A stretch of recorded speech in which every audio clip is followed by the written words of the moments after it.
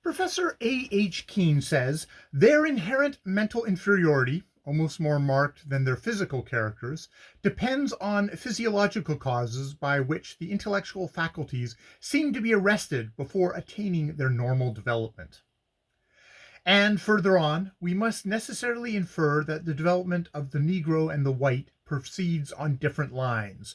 While with the latter, the volume of the brain grows with the expansion of the brain pan, in the former, the growth of the brain is on the contrary arrested by the premature closing of the cranial sutures and lateral pressures of the frontal bone. Obviously, complete utter bullshit. You will frequently meet with the statement that the Negro child is as intelligent or more so than the white child, but that as soon as it passes beyond childhood, it makes no further mental advancement. Burton says his mental development is arrested, and thenceforth he grows backwards instead of forwards. Now it is nervous work contradicting these statements, but with all due respect to the makers of them, I must do so, and I have the comfort of knowing that many men with a larger personal experience of the African than these authorities have agreed with me, although at the same time we utterly disclaim holding the opinion that the African is a man and a brother. A man he is, but not of the same species. And his cranial sutures do, I agree, close early. Indeed, I have seen them almost obliterated in the skulls of men who have died quite young. But I think most anthropologists are nowadays beginning to see that the immense value that they a few years since set upon skull measurements and cranial capacity, etc., has been excessive, and not to have so great a bearing on the intelligence as they thought. There has been an enormous amount of material carefully collected, mainly by Frenchmen, on craniology, which is exceedingly interesting, but full of difficulty, and giving very diverse indications. Take the weights of the brain given by Topinard. Annamite, 123 grams. African Negroes, 123 grams. African Negroes, 1289 grams. 1 Hottentot, 1417 grams. And I think that you will see for practical purposes such considerations as weight of brain or closure of sutures, etc., are negligible, and so we need not get paralyzed with respect for physiological causes. Moreover, I may remark that the top weight, the Hottentot, was a lady, and that Monsieur Broca weighed one Negro's brain, which scaled 1,500 grams, while 105 English and Scotsmen only gave an average of 1,427. Meaning maybe it's all complete bullshit. So I think we may make our minds easy on the safety of sticking to outside facts, and say that after all, it does not much affect the question of capacity for industrial training in the African if he does not choose to close up the top of his head early, and that the whole attempt to make out that the African is a child form, an arrested development, is, well, not supported by facts. The very comparison between white and black children's intelligence to the disadvantage of the former is all wrong.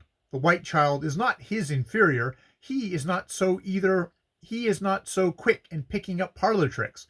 But then, where are either of the children that alongside a French poodle? What happens to the African, from my observation, is just what happens to the European. Namely, when he passes out of childhood, he goes into a period of hobbledehood.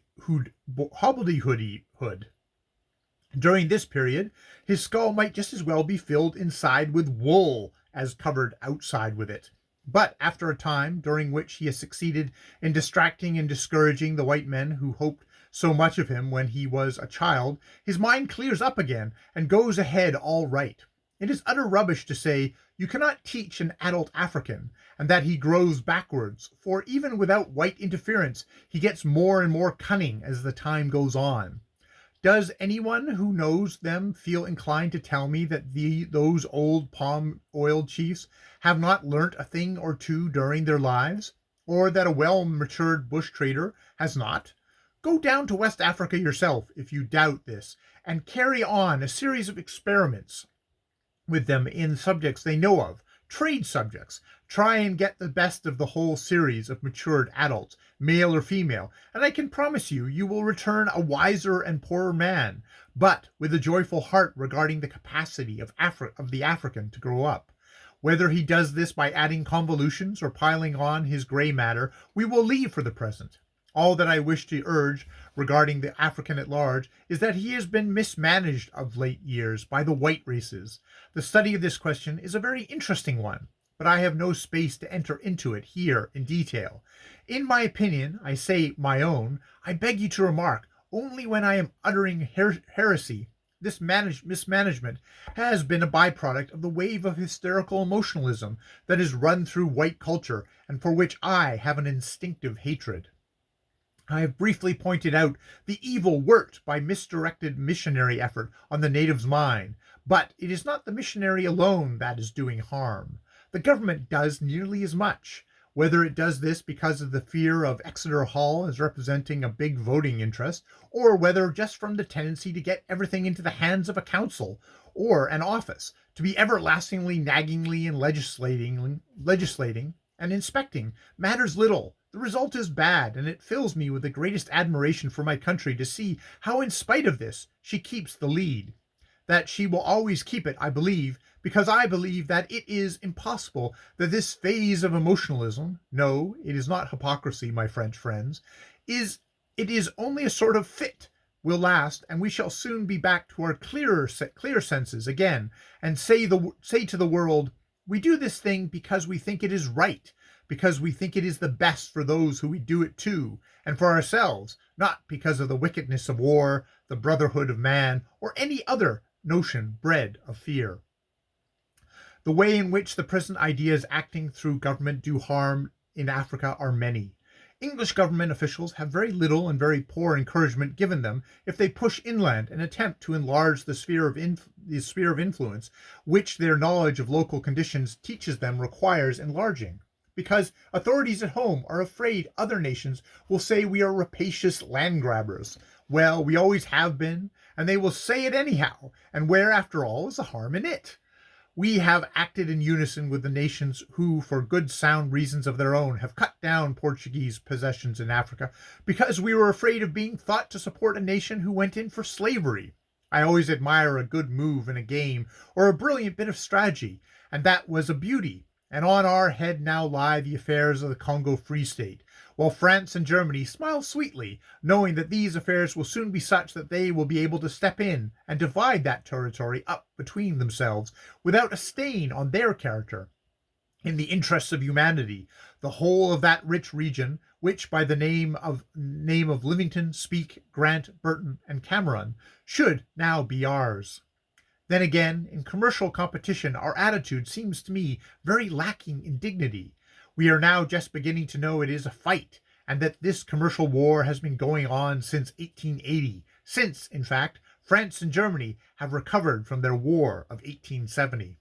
And if we are to carry on this commercial war with any hope of success, we must abandon our, "Oh, that's not fair, I won't play" attitude, and above all, we must have no more government restrictions on our foreign trade. In West African governmental restriction settles, like dew in autumn, on the liquor traffic. It is a case of give a dog a bad name and hang him. Moreover, raising the import dues on liquor may bring into government a good revenue, but it is a short-sighted policy, for the liquor is the thing there is the best market for in West Africa. The natives have no enthusiasm about cotton goods, as they seem from some accounts to have in East Central. And the supply of them they now get, and get cheap and good, is as much as they require.